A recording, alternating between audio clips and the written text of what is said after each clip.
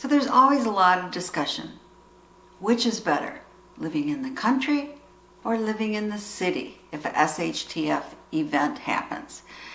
And for most discussions, you see a lot of emphasis putting much safer living in the country. But I've done some thinking about that. And is that really true? And what I've concluded is it really depends on the type of SHTF. And since you're never sure what SHTF event will happen, what is the best place to live? And I'm going to leave my number one reason, be it for country or be it for city, at the end. But you know, when I was growing up, I lived in the city. I was able to walk to school, walk to the little, I say grocery store, but it was that mom and pop place where I could even, get a payday candy bar, which was a nickel at that time, and say, put it on my dad's tab, and they would do it. And we could walk to the pharmacy. That drugstore also had a nice counter where you could get malts and other things. And we could take the city bus to other places, downtown, and eventually, of course, we got a mall when I was in middle school, and then out to the mall. But for many years, we went as a family and didn't even have a car, because living in the city allowed us to use our 2 feet to get where we wanted to go.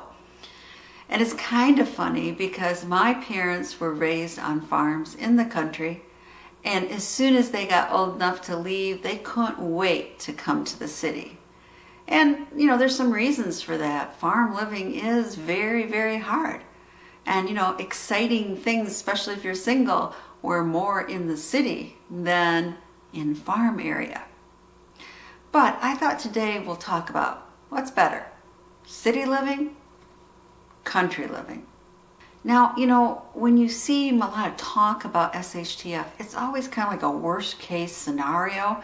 It's kind of Mad Max-ish or civil unrest everywhere, and there are gangs taking over and they're making human slaves and, a lot of that.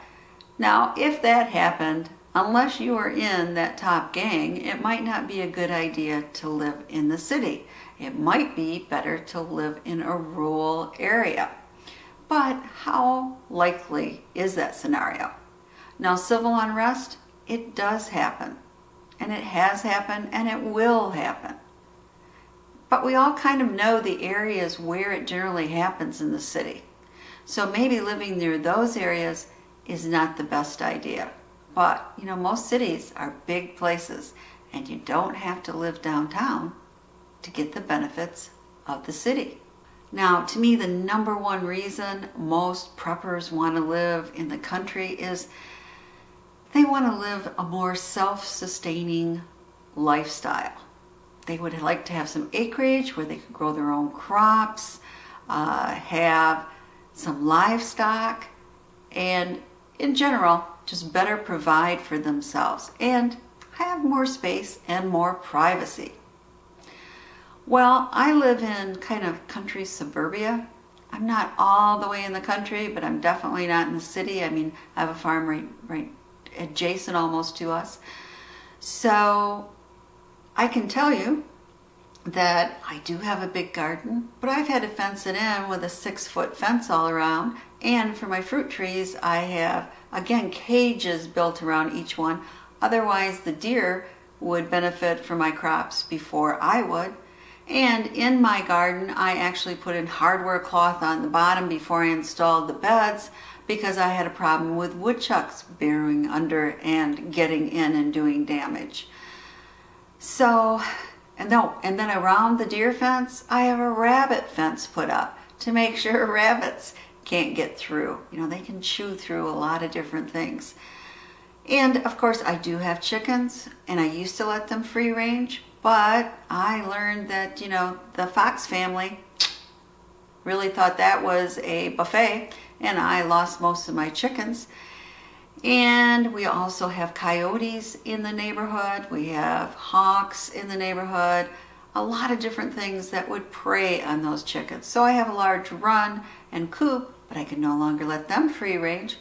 And for my rabbits, I've had to really elevate their cage because we had a problem with neighborhood dogs getting at the cages from underneath. So what am I saying?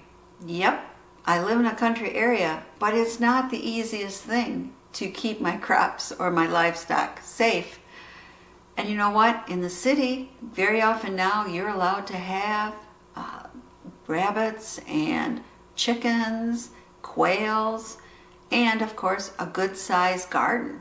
And depending on your neighborhood, you may not have to deal with all the predators that I have to deal with.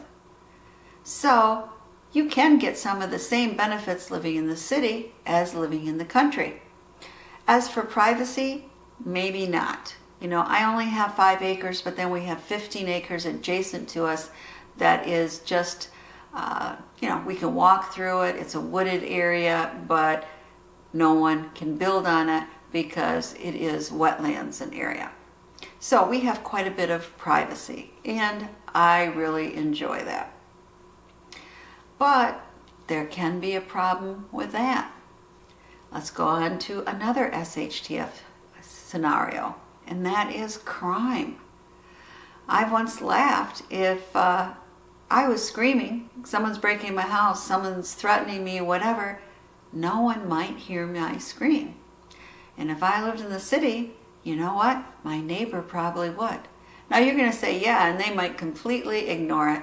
Well, maybe that is true in some neighborhoods, but in the neighborhoods I always lived in the city, we watched out for each other. And if there was any incident, we had a, community watch program, right? That various households were in. We protected our own. Now in the country, that gets much more difficult when there's, great space in between farms or households. And if someone wants to do damage, could do it without anybody hearing. Even if you place your 911 call, it could take quite a bit of time for the sheriffs to actually get to your house. I think I heard once that it could often take 20 minutes to get to where we live from the sheriff department, depending on where they were located in the county. In the city, you can have much faster response from your local police. Of course, some areas the police don't even want to go into, and that might not be true. But you do have more of a police force to rely on. And talking about crime, sure, the big cities still have crime. It isn't as much as it used to be, they say. But rural area crime has been accelerating a bit.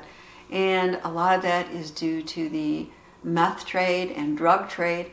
And a lot of rural areas have had factories closed down. There are not job opportunities. People are poor. And so then people turn to crime. So rural areas are not as safe as they used to be. Now, how about in a natural disaster? Think of a hurricane. Well, or a tornado, I guess.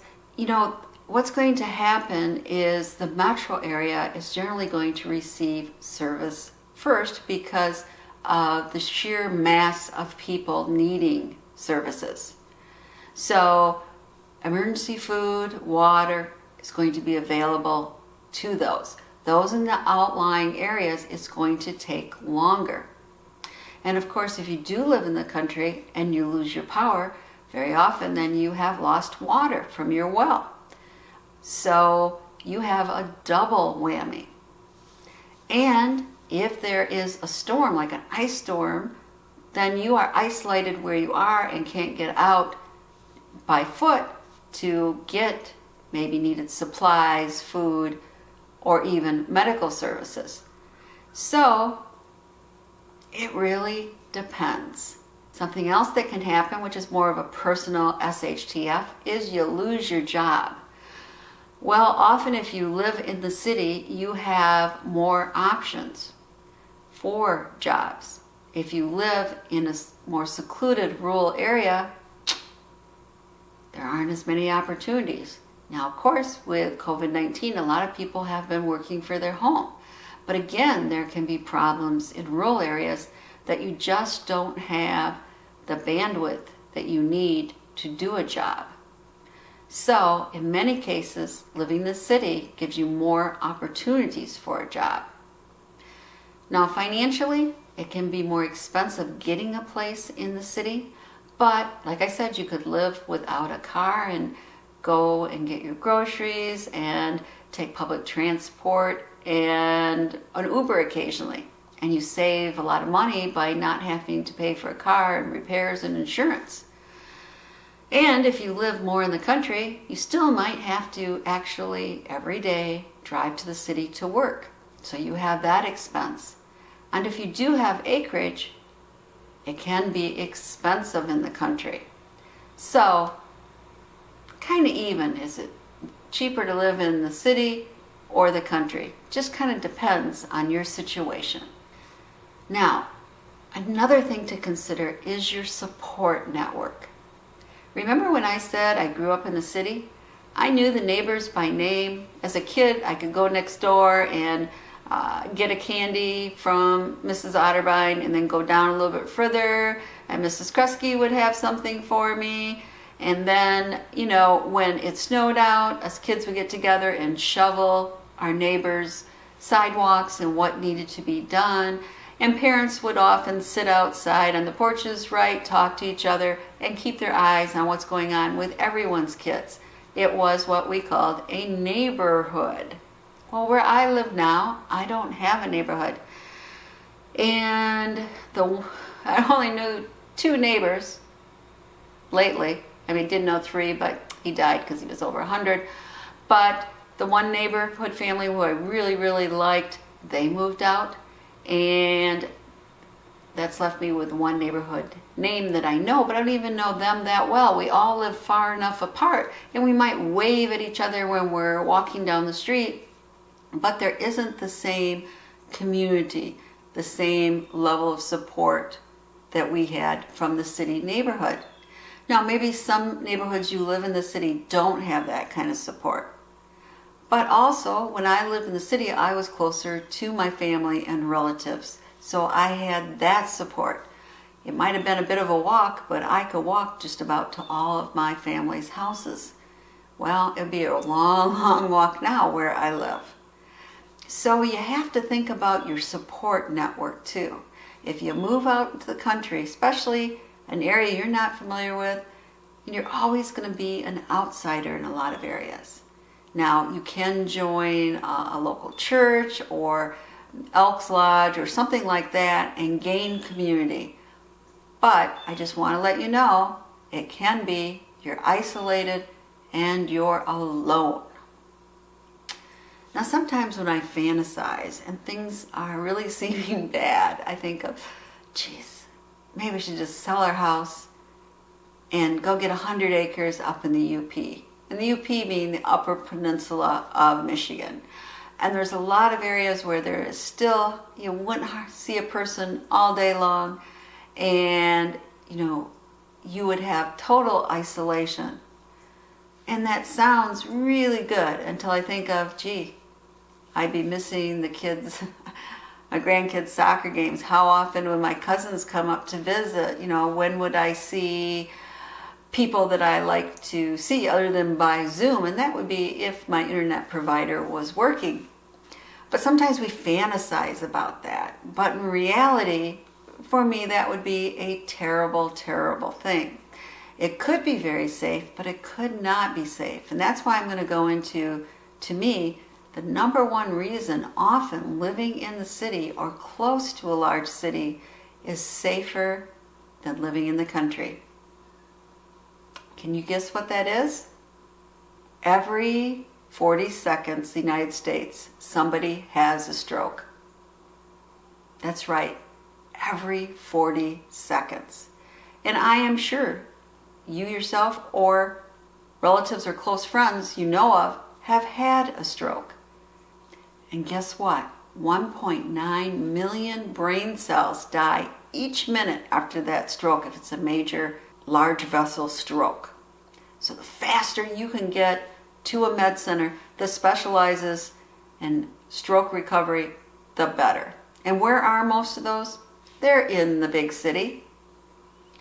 And then we also have heart attacks. Again, I know you know somebody that's had a heart attack if you yourself haven't.